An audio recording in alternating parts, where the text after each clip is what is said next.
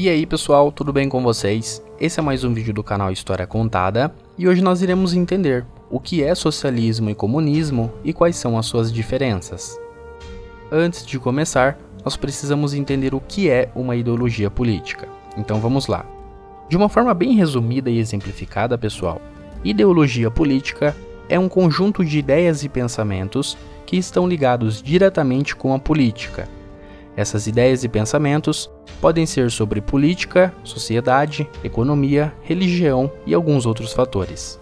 Por exemplo, o fascismo é uma ideologia política porque reúne diversas ideias e pensamentos sobre política, economia e sociedade que dizem que o Estado deve ser forte, autoritário, imperialista e assim por diante.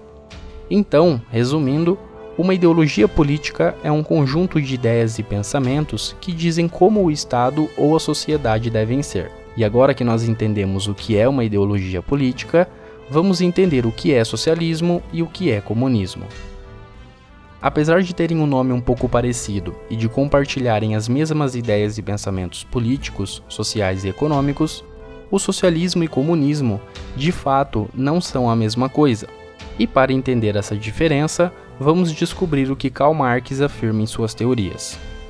Segundo a teoria marxista, socialismo é como uma etapa, é um processo para você chegar até o comunismo. E para entender o que Marx quer dizer, eu vou dar alguns exemplos para vocês.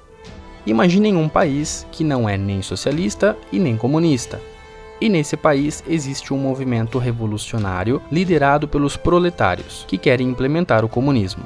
Então, esses revolucionários iniciam uma revolução para chegar até o poder. Lembrando que essa chegada até o poder pode ser através de golpes de Estado ou até mesmo de forma democrática, que no caso do socialismo não foi muito comum até hoje. Bom, continuando. Quando os revolucionários chegarem ao poder, eles irão querer, obviamente, dar início à construção do comunismo naquele país. Só que para construir, ou seja, preparar o país para estabelecer nele o comunismo, deve-se antes impor o socialismo. E é isso que Marx diz através de suas teorias, que para você estabelecer o comunismo, antes você deve estabelecer o socialismo.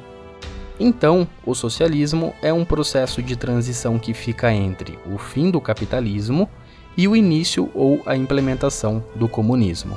Existe também uma outra diferença, que no caso seria a principal, e que dá mais sentido para a explicação de todo esse processo de transição.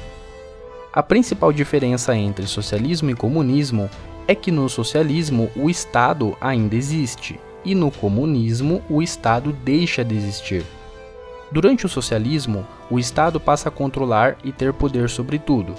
O capitalismo começa a ser extinto e as propriedades privadas e meios de produção passam a pertencer ao Estado.